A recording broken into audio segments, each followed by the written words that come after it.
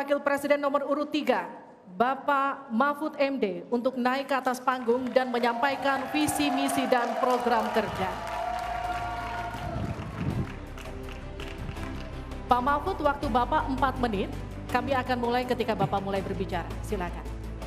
Assalamualaikum warahmatullahi wabarakatuh. Mari kita bersujud semuanya, saudara-saudara di seluruh Indonesia, kepada Ibu kita dalam rangka mengucapkan selamat Hari Ibu 22 Desember 2023 ini. Dan sesudah ini kita lanjutkan pengabdian kita kepada Ibu Pertiwi. Ada yang bertanya kepada kami, mungkin tidak Anda mentargetkan mendapat pertumbuhan ekonomi 7% di dalam 1 tahun. Karena di dalam sejarah reformasi tidak pernah sampai tumbuh sebanyak 7%. Dulu hanya itu dicapai pada tahun 89 sampai 91 di era Orde Baru. Lalu pertanyaan itu saya sampaikan kepada beberapa orang ahli.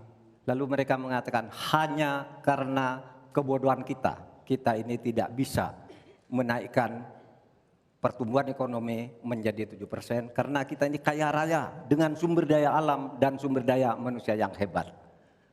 Masalahnya apa? Masalahnya banyak korupsi dan inefisiensi di sektor-sektor pertumbuhan ekonomi, yaitu di sektor konsumsi, belanja pemerintah, ekspor impor, dan investasi.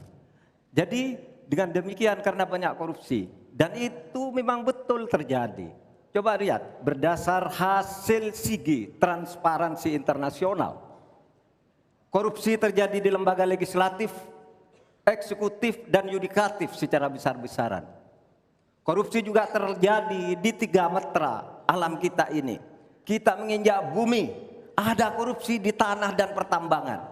Kita ke laut, ada korupsi di masalah kelautan. Kita melihat udara, pesawat terbang kita, ternyata di udara juga banyak korupsi. Akibatnya apa? Rakyat miskin. Saya ketemu dengan seorang bernama Teddy dan Joni di Padang, seorang atau 2 orang pegawai angkutan perusahaan truk, menyatakan tidak pernah bisa mendapat subsidi minyak yang disediakan oleh negara karena tidak pernah sampai di korupsi.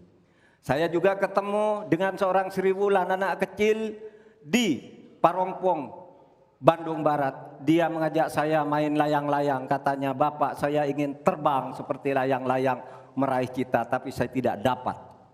Kemudian saya ingat pulau saya, Madura. Di Madura itu kaya dengan gas alam, tetapi sampai sekarang tidak pernah dioptimalkan untuk dimanfaatkan. Maka kuncinya adalah bagaimana kita memberantas korupsi. Lalu ada yang tanya kepada saya, "Bapak, kalau Bapak jadi wakil presiden orang takut ditangkap." Saya panggil para ekonom dan para pelaku usaha, "Apa betul Anda takut kepada saya kalau saya wapres?" "Tidak, Bapak, justru kami perlu seorang penegak hukum seperti Bapak. Karena apa? Kami kalau mau investasi di Indonesia ini diperas, mau berusaha ini diperas.